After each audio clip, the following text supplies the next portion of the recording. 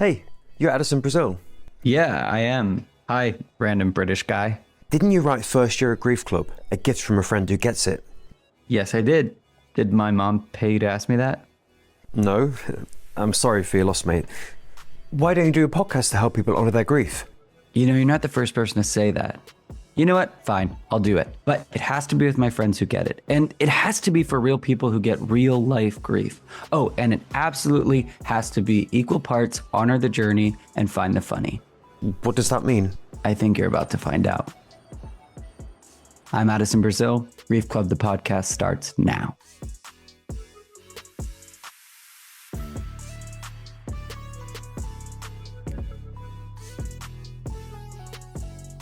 Welcome back to another episode of Grief Club, the podcast, where I take parts of my book, First Year at Grief Club, a gift from a friend who gets it, and use them as launching points to have deeper conversations with special guests and friends.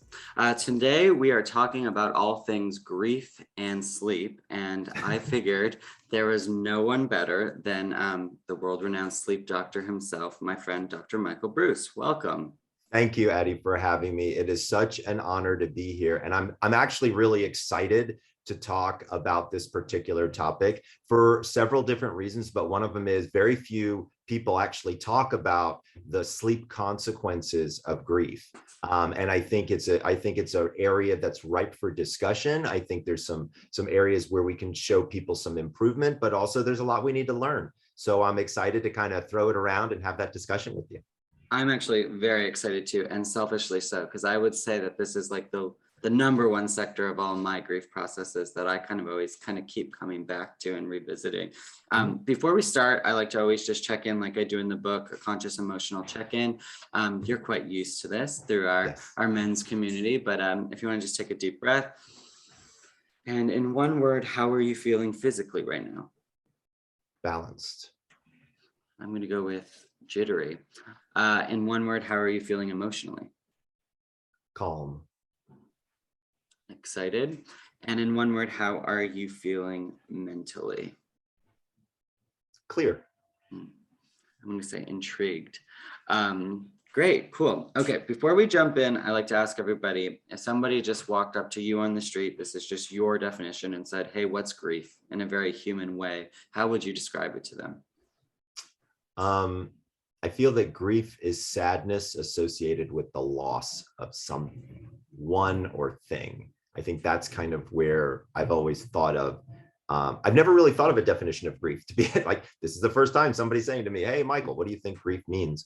I think that would encompass the majority of what I would say about it. But I think there's a time component to it as well. So I feel like there are phases to grief. And so I think we seem to, sometimes it extends longer, sometimes it extends shorter. So I think there's a time component, but I'm not sure exactly how it works yet. I love that. And that's why I asked, because a lot of people have never been asked. I had never been asked, really, even though I would talk about it, but not say it.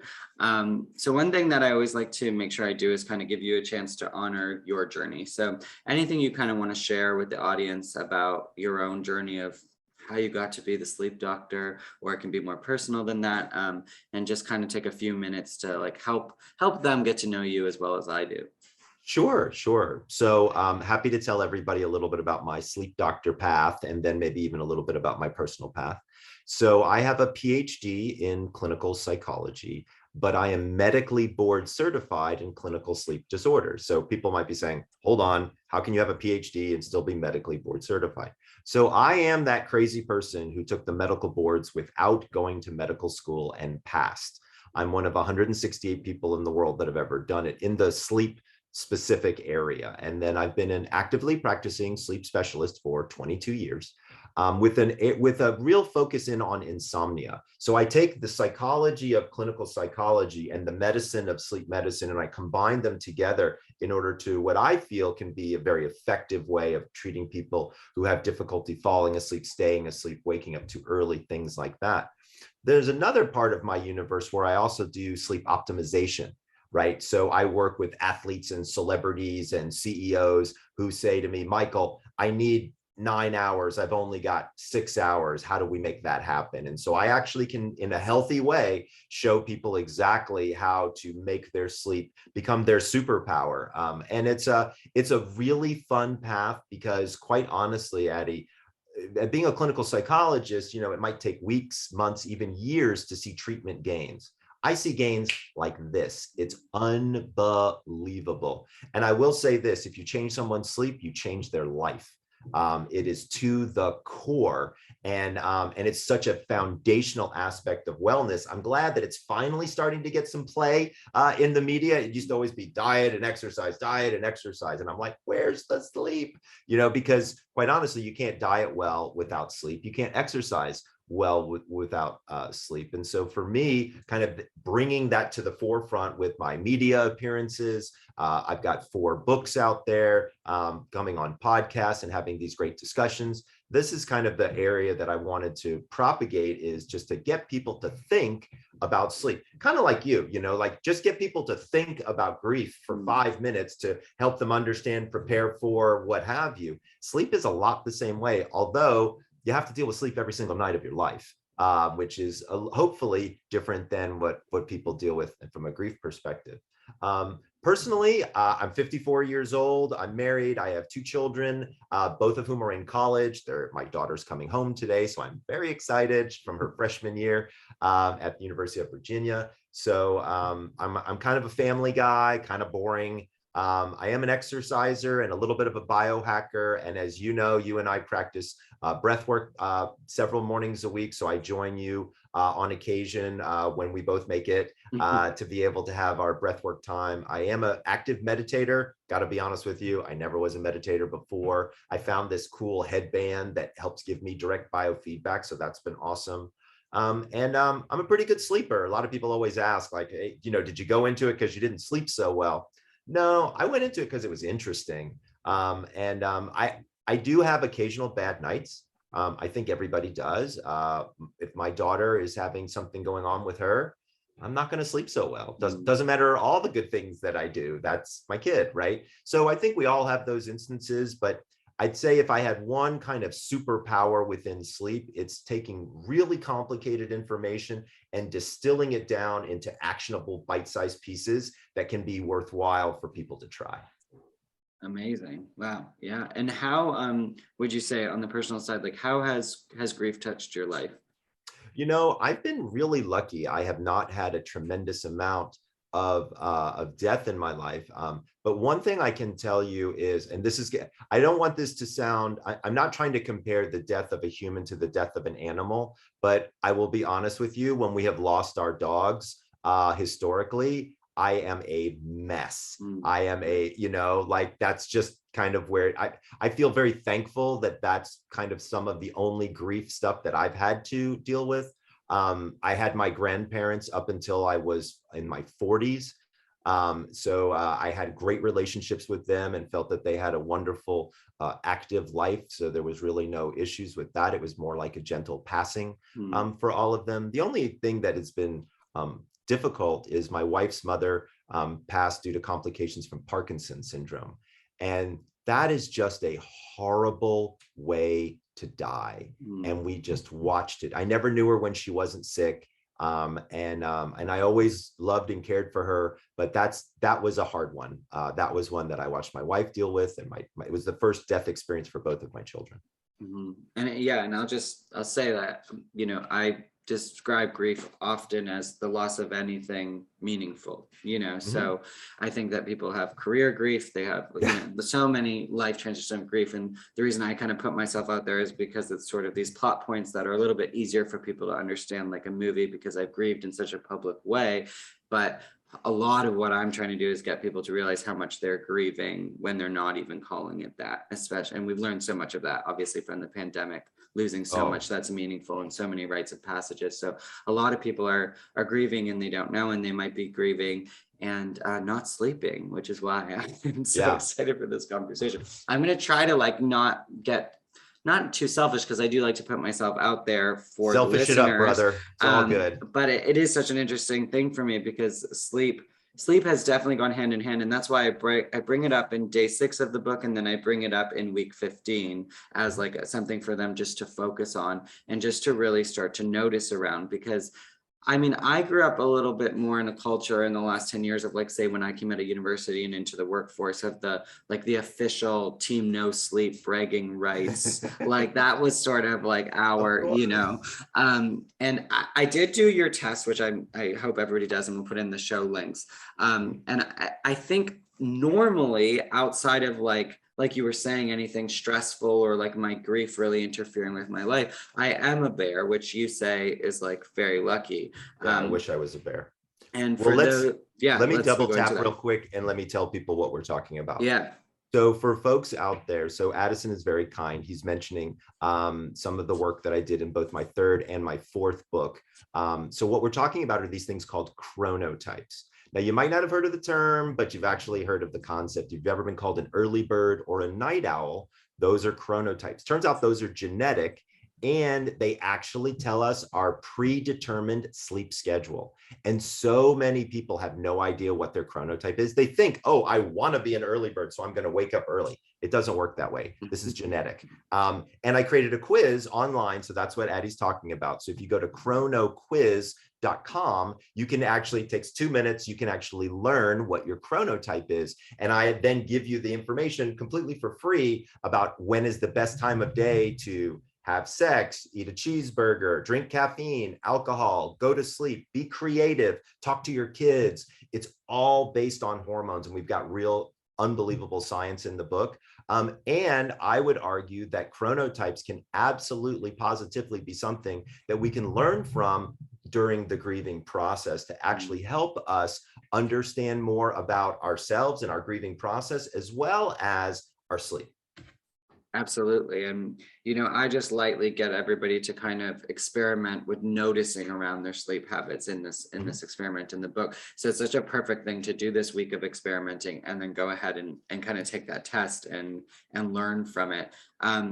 So what are all the types? You bet. So there's 4 types. So we used to think, so I'm going to give a little bit of a story. Yeah. So we used to think back in the 70s, we thought there was only morningness and eveningness, right? That's kind of what it was called. And they made a questionnaire, the morningness, eveningness questionnaire, not very original on the names. This was something that was used for a while. And then they said, okay, well, people who get up early, we're going to call them early birds. The people who get up later, we're going to call them night owls. And then they said, well, but there's some people who don't do either. They're kind of in between. We started calling them hummingbirds. Now, I got to be honest with you. I have no idea why they call them hummingbirds. It seems like just about the stupidest idea. I mean, all of it, right? So anyway, long story short, I'm working with a patient, and she says to me, she says, you know, Dr. An insomnia patient, complete failure. I mean, I could not get this person to sleep at all. Bring her back in, and she said, if I could just sleep in a different time zone, I'd be in great shape. And I was like, explain that to me. She said, well, if I was just in, you know, if she was in New York at the time, if I was just in California, I could go to bed at the time I want, I could get up the time I want, everything would be fine. And so I was like, well, why don't you just rotate, you know, move your schedule now? And she said, well, I've got kids, got a husband, got a job. She said, by the way, I'm going to get fired at the end of the week because I keep falling asleep. So it turns out she was an extreme night owl, and her job was requiring her to be at work at 8 o'clock in the morning. This woman wouldn't even be tired until 2:30 at night, and then had to be at work, cognizant and ready to roll, you know, 6 hours later, and she was getting maybe 4 hours of sleep, right? So we realized very quickly that if we could move her schedule, we could change her life. So I called up her boss and I said, hey, can she come in at 10 and leave at 7? He was like, I don't really care because I'm going to fire her at the end of the week. No joke. This is exactly what he told me. I said, great, no problem. I said, I'll call you on Friday. So we have her come in later, do her whole thing. I call him on Friday. The first words out of his mouth are, I have 3 more employees I want to talk to you about. Wow. So it's a real thing, right? Is our chronotype. And also our stress level, especially during times of grief, really increases. And our ability to perseverate on one particular topic or idea doesn't seem to ever want to stop. So this ruminative thought kind of kicks in. And here's the big problem, Addison. When during your daytime are you not distracted? only when you're about to fall asleep, right? So during the day, you can have a television on, you can be talking to somebody, radio, ear pods, whatever, right? You can do stuff to distract your brain from thinking about things all day long. But when you get in bed and you turn off the light and you turn off the sound, all that happens is your thoughts come flooding in. Everybody that's listening is like, I know. Right? So number one, that's exactly what you're supposed to do. Okay. So I want to be very clear for people. It makes intuitive sense. Now, one of the things that I've instituted with many of my patients is something called a worry journal. Okay. Now, a worry journal, it's very straightforward. People can do them a lot of different ways. I'm very simple. Draw a line down the center of the page. On the left-hand side, the things that you're worried about, right? On the right-hand side, one step towards a solution. You don't have to map the whole thing out. So if your kid's getting in trouble at school, your solution is email the teacher to set up a call to be able to talk. That's it. Because what that does is it lowers that stress and makes you in your head say, okay, I've started my plan to deal with that stressful thing. I can put that away and move on to my next thing. You also need to give yourself time to grieve during the day.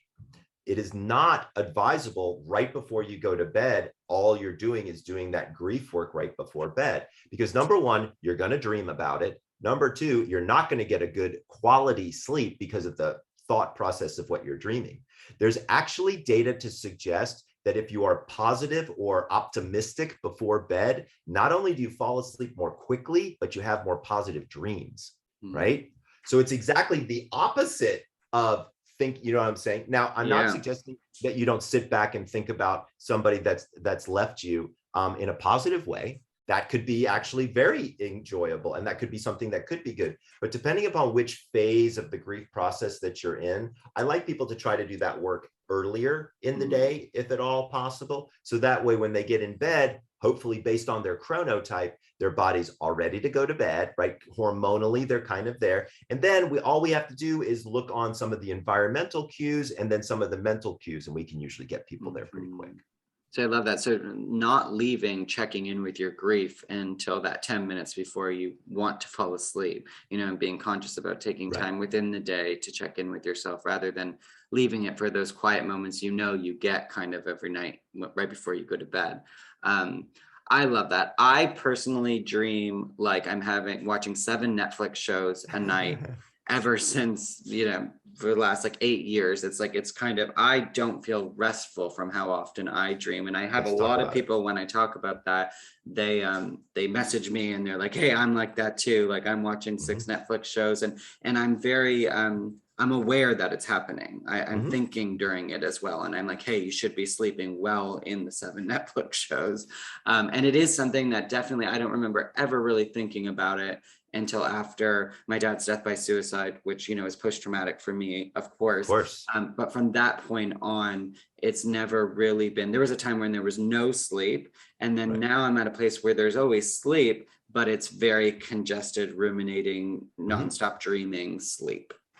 Yep. And so I think there's a whole host of reasons for things like that. So as an example, you're involved in this type of stuff every single day. So of course, there's going to be memorial aspects to it. They're going to come out in your dreams daily. For most people, they have a different topic of interest. Let's just put it that way. Right. And so they're not necessarily going to have as much of that kind of stuff that's going to be going on, because what we dream about, generally speaking, has to do with the data that came in during that particular 24-hour period. So what a lot of people don't know, I'm going to get into a little sciencey stuff here, is that during REM sleep in particular, this is when we move information from our short-term memory to our long-term memory. This becomes important because when data comes in, we have to be able to retrieve it in an organized fashion. So data comes in your eyes, your ears, your nose, your mouth, whatever sensorial methodology is bringing that in. Your brain's got to figure out how to organize it. So it has to create an organizational substructure, kind of like a filing cabinet. And then it's got to find the right file drawer and then the right file to put the information in. So that way, when you're trying to remember how to ride a bike, it goes back to the bicycle file and pulls that information out and lets you kind of go. Here's the thing. it doesn't always work perfectly. Okay. And so if you wake up and say, I just had a dream about my dog eating a bowl of spaghetti with my second grade teacher at the kitchen table, the greatest likelihood is you probably had Italian for dinner. Your dog might have jumped on your bed somewhere, and your second grader reminded you of your second grade teacher. And so that's kind of where some of that happens. And so what you're thinking about directly before you fall asleep will absolutely play a role in what your dream mentation looks like in your head. Now, to be fair, there's some people who don't have as active a dreams as what you're describing. Medications have a tendency to slow REM sleep down, in particular, antidepressants. Now, what's interesting is some antidepressants knock out REM. Some antidepressants make your dreams weird as shit.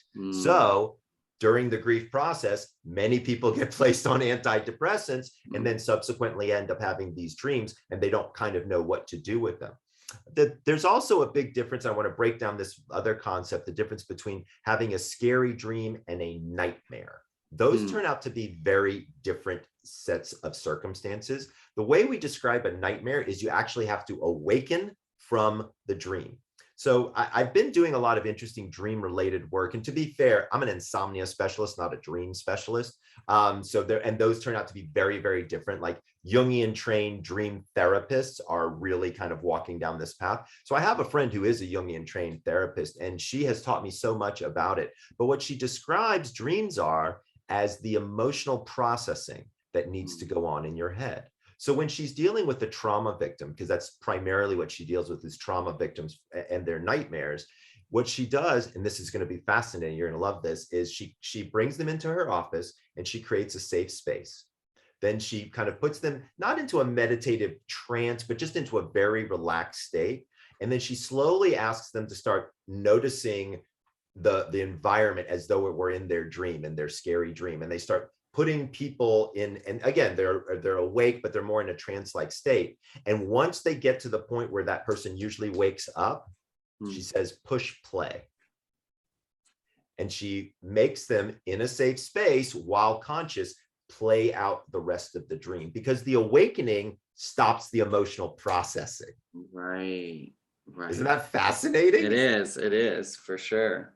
So the reason I want to tell this story, and I apologize for interrupting, is if you're having dreams secondary to grief, and like you're describing, you're exhausted from your dreams, or they're very emotionally laden with content, things that you know you need to think about and work on, there are dream therapists. And I want to be clear, not dream interpretation, dream therapy. Those are two wildly different. Dream interpretation is a bunch of nonsense. Very few people can really do anything with interpreting somebody's dream. A dream therapist actually works with the dreamer and understands exactly what the dream means, because dreams are very personal, and works you through that whole process. So when you describe to me that you have kind of crazy dreams, number one, the first question is, are you on antidepressants? Because that could be lowering your REM sleep. And number two, are you thinking about all these things, or are you having nightmares in the middle of the night? That's another aspect that we would want to look at. Amazing. Yeah, definitely two things to keep in mind. I'm not currently medicated in that way in any way, but that has been a shift within the last year for me, because it was definitely, like you said, came to that crossroads within my own process, and that was something that I the road that I went down. So there has been a shift. Did it change your dreams?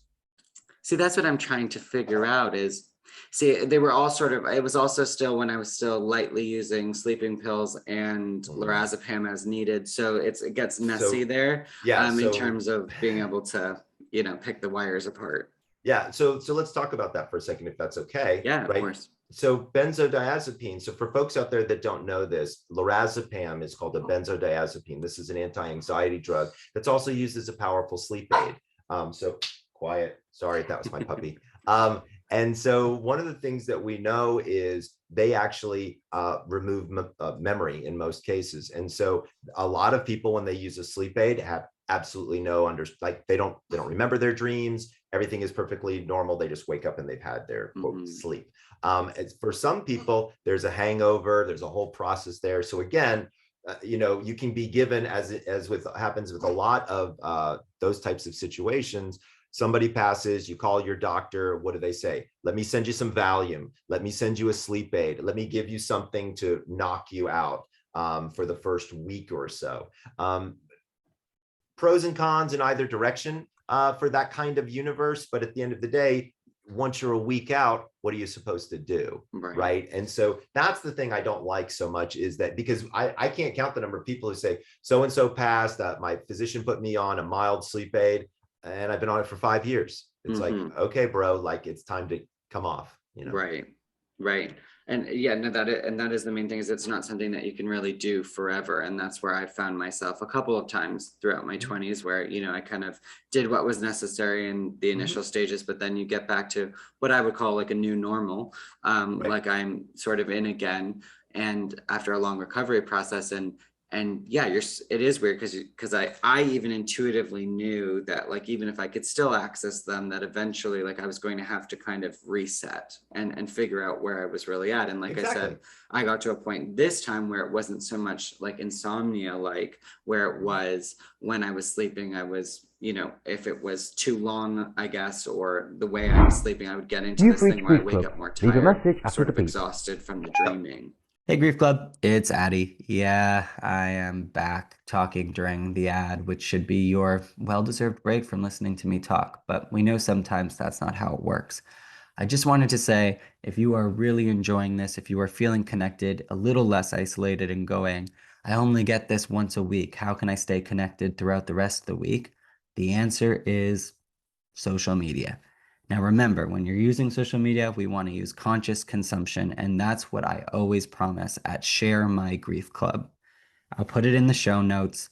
Anything that I don't create, I consciously curate, and it's all designed to help people on their way to honor their journey, and if all else fails, find the funny. We'll see you there. Yeah, and so that happens a lot when you're not sleeping within your chronotype as well. So if you're an early bird, let's say, and you're trying to sleep in, good friggin' luck, right? It's never going to work for you. And if you're a night owl and you're trying to get up really early, again, it just doesn't go over very well. And so a lot of times that can make that level of exhaustion carry over the next day. What I've discovered is if you figure out your chronotype, again, just take the quiz. What ends up happening is your body condenses the sleep. You don't actually need as much sleep. So what we see with a lot of people, especially in the grieving process, is of course depression, right? Or, you know, I mean, I don't know, sometimes you could call it officially depression. I think you can call it grief. I mean, there's a whole host of things, but it doesn't matter what you call it, it usually affects your sleep. In some way, either people want to sleep more as an escape. I've seen that happen during grieving situations where people are just like, just give me a pill. I'm going to go into that room for the next 12 hours and be done. Or it does the opposite. It causes a terrible insomnia that seems to perpetuate for sometimes weeks and months. Yeah, absolutely. And I know first, like, it's so funny because, like, you know, I'm jumping always to find the funny of it, but like whenever I talk to people, it's like my favorite feeling in the world is what a sleeping pill does do for me. I mean, I just black out, and I'm the one that you were describing where there's no hangover. I just felt like I slept. I don't dream. I don't revisit everyone I've ever lost. I'm not working out the next day or the day before, any of that. So it is this like weird thing where I'm like, okay, but can we just stay on that pill? You know, so it's just that one thing. But so let's talk about that for a second, because I don't think that's the worst idea, right? So I'm not the most conventional sleep doctor. Sometimes I do things that are a little against the grain. Here's what I can tell you. You don't mess with something that's working as long as it's reasonably healthy, right? So if you turn to me and I saw that you weren't escalating in dosage, that you were using the medication appropriately, that you felt comfortable on said medication, some people can stay on a medication for extended periods of time. Sometimes I think of insomnia a little bit like I think of high blood pressure, right? So you can exercise, you can eat right, you can do all the right stuff, but if your genetics suck, you're going to be on blood pressure pills. Sometimes insomnia is the same way, but you don't know it until a big event brings it out. And a lot of times grief can have a tendency to do that. So I know people who are great sleepers their whole lives. They lost a loved one, and especially somebody that was lying next to them in that bed. They can't, they're done.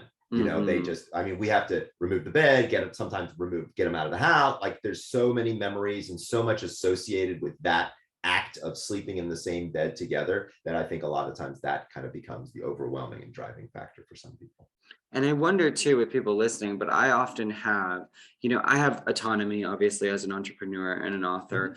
And so there's these weird moments where when I'm not, even if I am sort of testing as a bear, which everybody will test and figure out what they are, my life isn't structured the way, because I mean, it would work for me if I was 9 to 5, in a way. Right.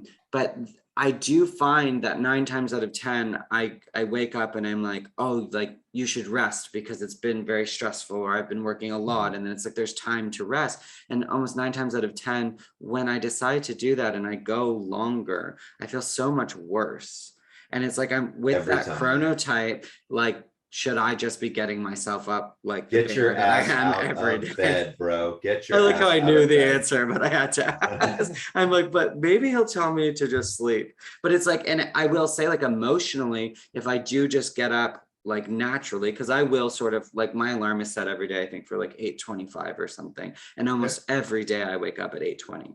5 minutes That's before perfect. and look at it, right? But then I think, oh well, you don't have to get to, it's like I have these weird this morning brain that's like, you should sleep, you've been through a lot, like the day's gonna be so long. And then of course, halfway through your day, you're like, fuck, I should have got up. Like I have so much to do, but it is something that's like, I have learned quite personally from experimenting in this way and just noticing so much that I don't anymore and shouldn't trust that part of my brain in those 10 minutes that tries to convince me these things that it will feel better, because I do wake up emotionally in a way worse place, always, almost always, So let's talk about all the different, I want to unpack all the things that you just said. Yeah. So number one, it's kind of like hitting the snooze button. Okay. So there's a reason why I hate the snooze. So it was the single worst invention in all of technology when it comes to sleep. The average snooze is somewhere between 7 to 9 minutes long. Your brain cannot actually physically get back into a deep enough stage of sleep for it to be meaningful to you. So all you're doing by sitting in bed in the morning is giving yourself light, crappy sleep. Now, I have a lot of people who say, there's no way he's right. When I fall back asleep, so a lot of people say, I wake up at 4 o'clock in the morning, and then right when I fall back asleep, it's like 5:45, and that 15 minutes before my alarm goes off, that's the best sleep that I get all day. I can't count the number of times I've heard that. It's not true. It feels like the best sleep because you're actually getting a small amount of refreshing sleep because you actually kind of messed up your sleep schedule. Get out of bed at the same time every day, including the weekends. Like if people get one thing from our discussion today, I want to be very clear. Get out of bed at the same time, 7 days a week. If you can do it based on your chronotype, money. You have got the whole thing wrapped up. After that, everything gets super duper easy. But that's really how we do it. And it makes it it works so much better for people. So if you figure out your chronotype and you wake up based on it, notice I didn't even say go to bed, right? Like if you want to stay up late on Friday night and Saturday night, be my guest. But if you wake up at 6:30 during the week, get your ass out of bed at 6:30 during the weekends. I'll tell you why from a science perspective. When you wake up, sunlight hits your eyeball and turns off the melatonin faucet in your brain. What most people don't know is it sets a timer exactly at that moment for approximately 14 to 16 hours later to start melatonin again. Here's the problem. Your brain doesn't know how to tell time. It just knows that 14 hours later, it's supposed to function. And so if you've been waking up at 6:30 during the week, 14 hours later is about 8:30. Right? That's when melatonin kicks off, so then you can go to bed by 10. Well, if you don't wake up until 9, 14 hours later from that is a whole lot different, right? So then your melatonin doesn't kick off until 11, which means you're not falling asleep until 1. So just by sleeping in, you're actually pushing your biology later. And that's really what you don't want to do. Also, from an energy level perspective, once your body and brain knows what to do each day to get up at that time, it does it automatically, and then it starts getting more efficient by kicking in other things that you need to do. Now, I will tell you, when you wake up in the morning and you've got a head full of nonsense and you don't know what to do, I have created my own morning routine that I'd love to share with your crowd that I think you might get something out of. So number one, I want to be clear. This took me 3 years to build up this entire routine. So nobody go out there and try to do all of this at once, okay? But I allow myself to wake up naturally. And so I used to be a wolf where I would wake up naturally at 7:30, 8 o'clock, almost every single morning, sometimes as late as 8:30. Now, by consolidating my sleep and waking up consistently, I get up somewhere between 5:45 and 6:15, which is insane for me. Like my wife is still very much a night owl. I have actually shifted and almost become a lion at this point, which in and of itself is kind of crazy. So let's say I wake up at 6:15. My dogs have to be out the door by 7 o'clock. So I have to give them some medication, and then they've got a 45-minute period where the medication has to take an effect. So I meditate. So I have this little headband. It's called a Muse, M-U-S-E. I'm a terrible meditator. I've tried everything. I've gone on retreats. I've talked with Neil. We have a buddy, Neil, who teaches us breath work and meditation. I couldn't get it straight. So I have a piece of hardware that I wear that gives me biofeedback. It's commercially available. It's like $400. But I do that. I do 4 10-minute meditations. 7 o'clock, I feed my dogs. I immediately then take them out for a walk. So I get sunlight, which turns off my melatonin faucet in my head, fresh air. I live down by the water. So so what I did with the meditation is I'm taking all of the bad energy and I'm pushing it out. And I have to fill my brain with good energy. So sunshine, fresh air, walking my dogs. I then come back in the house into this actual room that we're in. I close the doors with the dogs in here with me. And I sit on the floor and I spend 5 minutes every morning hanging out with my dogs. There's nothing wrong with getting a little unconditional love every single morning, right? Because I had craziness in my head. I wake up with 1,000 ideas. So now with meditation, I've pushed that out. I've gotten sunlight, which is good energy in. Then I have my time with my dogs, and then I do breath work with you. And then we'll breathe, and that puts positive energy in. And then we have a slight meditation at the end of it. And then I do my fitness and I start my day. Usually I have a cold shower afterwards as well. So I set myself up because when I wake up in the morning, my brain is like a shotgun and I need it to be like a sniper. And that's the process that I do. So what I tell people is if you can do something for your body, your mind, and your soul every morning, you're good. That's all you need. What a great takeaway to those, to concentrate on those 3 things.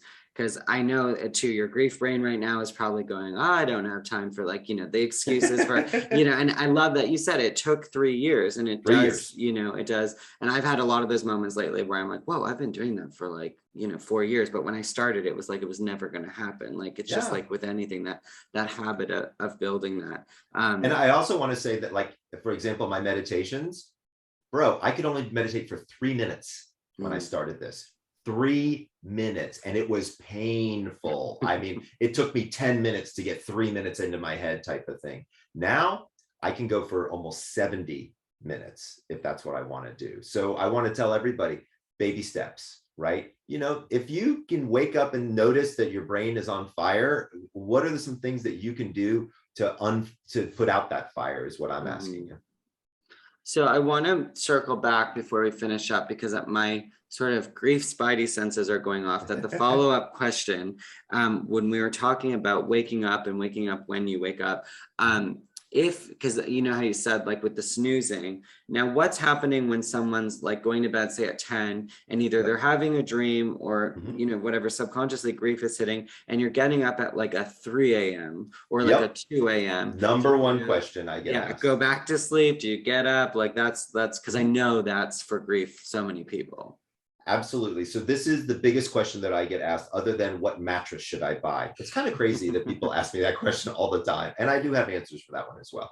So I have an article on my website, thesleepdoctor.com, and we'll put a link to it in the show notes. But it's about how to go back to sleep, right? So here's the thing. There's a little bit of science that I want to get into here. So as your core body temperature rises at about 10:30 at night, you hit a peak and then it falls. That fall is a signal to your brain to release melatonin, which is the key that starts the engine for sleep, right? Then your body temperature is lowering all night long.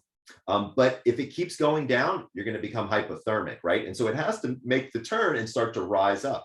It usually does this right around 2 to 3:30 in the morning. Sound familiar, everybody? So you're absolutely in a lighter stage of sleep because you're not as cold. Your body is not as cold. So as your body warms up, you actually move into a lighter state. So it's easier to arouse. So that's number one, is there's some biology that's actually waking you up. Believe it or not, everybody wakes up during this period of time. But most people don't remember it because you have to be awake for more than 30 to 60 seconds to recognize it. So if you just, and you roll over, you fall back asleep, okay? But when you wake up and you realize you're awake, that now we have an issue on our hands. So the very first thing that people like to do is they go pee. I'm here to tell you, if you don't have to pee, don't go pee. Now, I want to be honest. If you got to pee, please go pee. I was going to say, it's like the lifelong thing. It's like, what if you don't know? You start to think about it. You're like, maybe I do. Maybe I'll be the best. So here's the way I think about it is people don't understand. There's one metric that's very important for going back to sleep. You need a heart rate of 60 or below. Okay. So when you go from a lying position to a seated position to a standing position, you walk across the room and you go to the bathroom. What do you think happens to your heart rate? It goes up. You bet it sure does. Now you got two problems on your hand. You got to lower your heart rate and go back to sleep. If you just stay in bed and keep your heart rate slow, the natural sleep process will have a tendency to help you get back to sleep. The second piece of information that I want to tell people is everybody, and I mean everybody, looks at the clock. All right. Then you instantly do the mental math and you say, oh shit, it's 3:30 in the morning. I got to get up by 6. Sleep. And you try to sleep. I'm going to be honest with you, bro. Sleep is a lot like love. The less you look for it, the more it shows up. Okay. You know, when you're out there looking for that perfect person and you just can't find them. And then the second you stop, they just wander right into your life. That's exactly how sleep is. It's this anticipatory anxiety that pushes sleep off. So what I tell people all the time is don't look at the clock. Here's the problem. Everybody looks at the frickin' clock, okay? So I had to come up with a methodology to help people. So if you look at the clock, here's what I want you to say. Instead of saying, oh shit, I want you to say, this is awesome. I'm gonna explain why. So there's another piece of data that came out fairly recently about non-sleep deep rest. So what does that mean? Lying in a quiescent state in a dark room where it's quiet and it's, you know, all that, lying there. It's actually rejuvenative. It's not like sleep. But if you do that for an hour, it's worth about 15 or 20 minutes of sleep. So when you look at that clock, you can say, this is awesome. That crazy sleep doctor that I was listening to, he said that if I just lie here, even if I'm here for an hour, it's kind of like getting 20 minutes worth of sleep. So I'm not doing myself any harm because what most people do is they just lie there and get pissed off. They don't realize that if they can just relax, they're actually getting some level of rejuvenation. Now we've got to get their heart rate below 60. Very simple. We use 4-7-8 breathing to do that. So 4-7-8 breathing is a technique developed by Dr. Andrew Weil for the Navy SEALs to help them lower their heart rate for their snipers. So if you're a sniper and you have a gun, your heart rate, if it's above 60, can actually change the trajectory of the bullet, right? So they have to have their heart rate that low. So breathe in for a count of 4, hold for a count of 7, breathe out for a count of 8. 4-7-8, like it doesn't get any simpler than that. You do 6-7 cycles of that, it immediately dumps your heart rate below 60. Now the natural sleep process can take back over. So it's about managing your anxiety and your heart rate in the middle of the night. Now that everybody out there has got a little bit of information in their head, they know, number one, if I don't have to pee, I'm not going to pee. I want to be clear about something. If you need to pee, please go pee. Okay. Because that will make it worse. But if you're just, a lot of people, you know what they do is they wake up and they're like, well, I guess I'll try. Right. Don't do that. Okay. Because we're just moving ourselves further away from sleep at that point. Do yourself a favor. If you cannot look at the clock, don't look at the clock, but I know you're going to. Then you've got to tell yourself the story. Instead of the oh shit story, it's the this is awesome story. Because here's the other part that a lot of people don't think about. Most people who have this problem have had many nights where they've never fallen back asleep. And they've actually had a fine day. Their head didn't explode. Their career wasn't lost. They, all wasn't gone, right? So people have to remember, Okay, because by the way, this has happened to me. I'm the freaking sleep doctor, and this has happened to me where I've woken up at 4 and I've done all the right stuff, but my body just isn't going to cooperate. That's okay too. Sometimes your body is trying to tell you it's time to get up early. That's okay, right? Just listen to your body. Just like with chronotypes, your body has genetics. This unit is incredibly complicated and it works really well. We just have a tendency to mess it up by doing stupid stuff all the time. So just, if your body wants to wake up at a particular time, honor it. That's okay, right? I promise you, you're not gonna die. You're not gonna explode, right? So just get a little bit more comfortable with the sleep process being somewhat fluid. You don't have to have the same amount of sleep every single night. It is not going to take years off the back end of your life. There's no data to suggest that. In fact, there's actually data to suggest if you sleep too much, it actually pulls years off the back end of your life. So I want people to know and understand that your brain and your body understand how everything works. If you cannot put anything in the way and allow that process to occur naturally, like avoiding things like caffeine, alcohol, exercise too close to bedtime, too much blue light at night, playing on your phone, all the stuff that everybody honestly already kind of knows what to do, you will sleep better and you will reap the rewards. And I would argue, and I don't have any data to prove this, so I need your expertise to help me if this is true or not. I think that if you have a grief-related situation that comes upon you, if you're not a good sleeper, but you focus in on getting good sleep, I think you make it through the process faster and easier, because that sleep deprivation really extends the grieving process. It extends depression. It extends anxiety. And if you're a great sleeper beforehand, I wonder if you make it through the grief process a little bit smoother. Yeah, I really do always, say it's a lifelong journey. And I just want to be clear when you're saying that, how I'm interpreting is well, the imminent grief process is still interfering with your regular life. Correct. Yeah. Yes. So and I didn't mean to suggest. Yeah, no, of course. Yeah. Everybody's doing it the whole life. I get it. But I'm talking about the immediate initial emotional 6 months to a year to 5 years. And I'm definitely was one of those people that was spending a lot of time, and this is pre, going to the ends of the earth to try to heal, and all the mindset work. But I definitely in earlier years was just freaking out about the fact that I wasn't, and kind of, that style of thinking where it's snowballing of if you don't. And I now, I treat it much differently now, and it is very different. But again, like you said earlier, it does take time, and you have to be very gentle and compassionate with reteaching yourself, that, like you said, like it takes a few times, but like the world doesn't explode the next day. You don't really lose your job. You just, and sometimes, you just, sometimes you're actually like feel better than a day where you like you said, like overslept even just a little bit if you do get up. So I, do my pre-research, and I'm obviously a big fan of yours. And from the way that you give speeches, it's ingrained in my memory, which I know you do on purpose with, asking the audience how many sleep cycles, 5, and how long is a sleep cycle, 90 minutes. So if you're within, and this is my last question, if you're to kind of bring this all to a round with the waking and sleeping grief schedule, if you don't have 90 minutes, I know what you're going to ask. Yes. So here's what you're going to ask is you're going to say, so let's break the science down for everybody. The average sleep cycle is 90 minutes long, and the average human has 5 of these cycles. 5 times 90 is 450 minutes. Divided by 60 is 7.5 hours. So number one, 8 hours is a myth. I mean, the math doesn't even work, right? Like, come on. So stop giving yourself this unattainable goal. That's number one. Number two, if you wake up and you're in somewhere between that last cycle, so let's say you've gotten 6 hours, but you haven't gotten to 7.5. If there's more than 45 minutes left, close your eyes. If there's less than 45 minutes left for when you want to get up, get out of bed. That's the hard and fast rule. And you will be fine. So again, don't stress. But let's say you normally wake up at let's use 8:30 or 7:30. Yeah, 8:30. Yeah.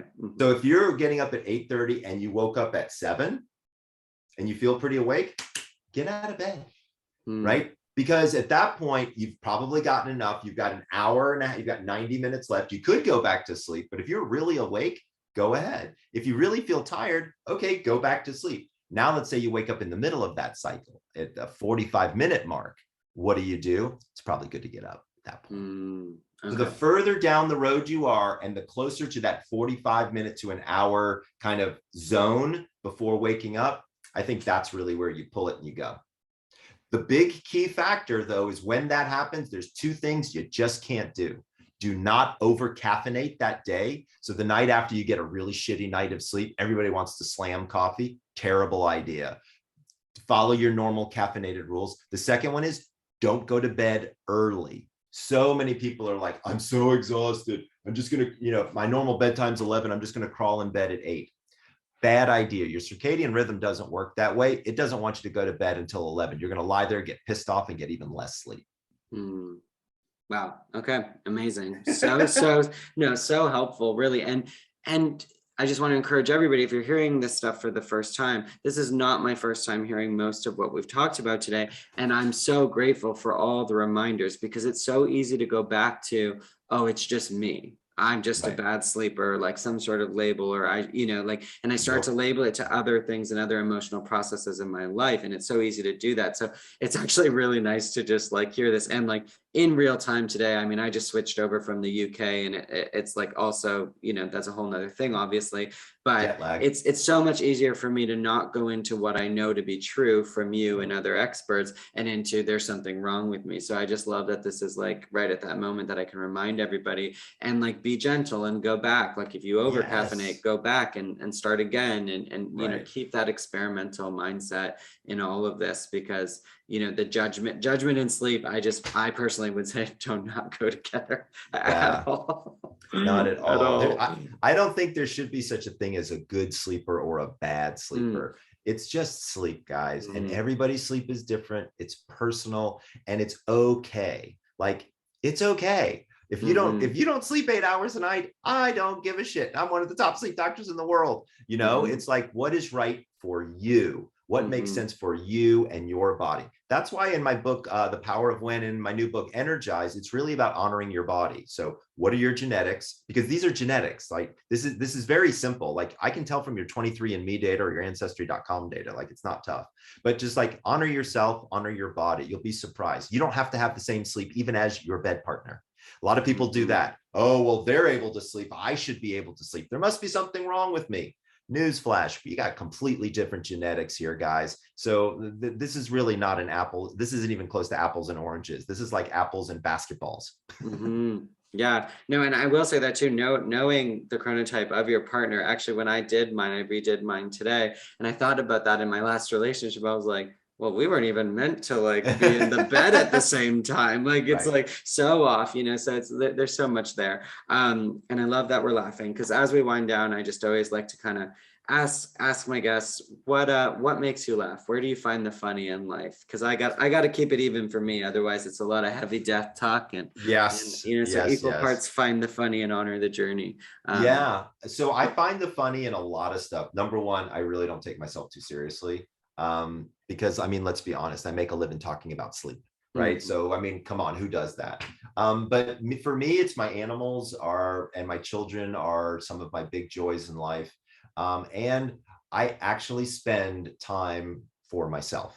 And I think that's really where if I don't spend time for myself, then I'm not great at the joy thing, And so when I work on myself and I spend time doing good things for me, like getting good sleep, having decent nutrition, being active, that's when the joy shows up. I love that.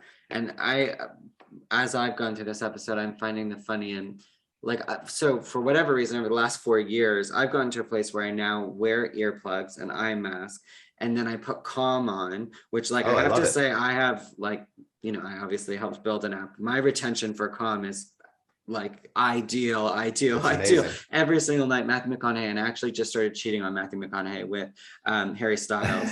The two voices, it's just like I could never listen to Matthew McConaughey's whole audiobook because my brain just goes, oh, melatonin, Matthew McConaughey, and I go out. But it's funny because every morning I wake up, earplugs, gone, eye mask gone. Like Yep. it's like comms obviously off. So it's just so funny how like it's like that's the only way I can sleep. But then literally, obviously, once I'm asleep every night, I take all the things off that I did. That's so it's right. like so funny. That, and you brought up the dog, which I originally got a dog to help with this. And now my dog is so well trained that all he wants to do is cuddle all day. So he's worse. In those 10 minutes in the morning, he's like, no, I'm gonna lay on your chest and let you stay as long. And I'm like, Right. you're supposed to need to pee. Right, help You're me. supposed to like keep me responsible. So I just love how I was like noticing the two things that I think I do for sleep and waking up early have totally shifted. I know you've mentioned it throughout the episode a couple times, but is there anything else, website, social wise, where people Absolutely. So if people want to find me, come to thesleepdoctor.com, and I have the same handle on all socials. So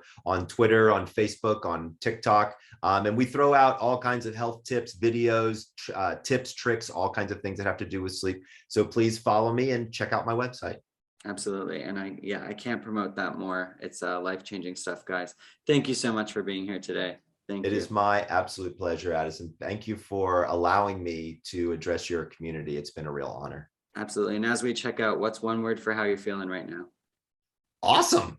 Awesome. I'm going to say that too. And I did not go into this feeling awesome. So that's a tribute to you. Thank you so much. You bet, bro.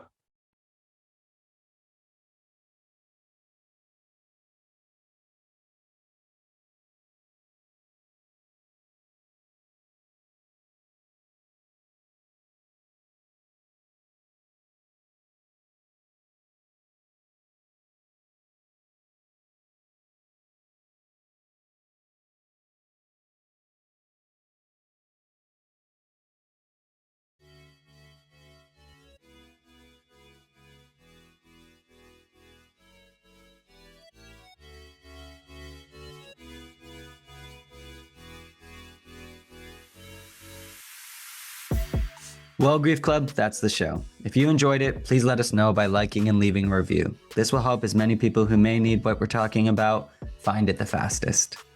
Remember to honor the journey, and when that gets tough, find the funny.